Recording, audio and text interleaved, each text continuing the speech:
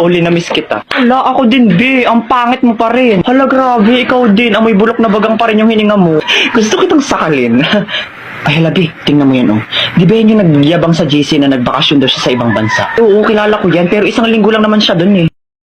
Hey, you two. What you are see? Ano daw? Oh, sorry, I forgot myself. You two don't understanding what to say to me because your English is disappear. Binahilo ako. Kailangan ako makasapak ng bobo. Nga lang akong bahala.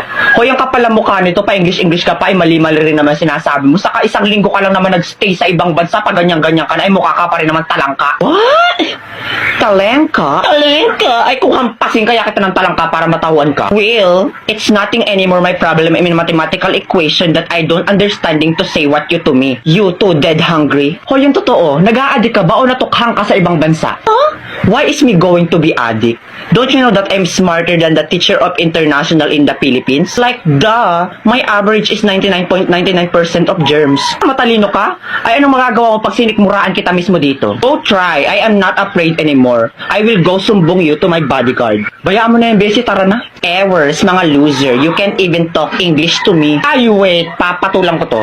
You little bulwak na inidoro, you're making me irritate to the functionality of my brain that can sampal you little bigger booger that the size of your booger is 200% kilometer per hour with bacteria. Now B, it's your turn.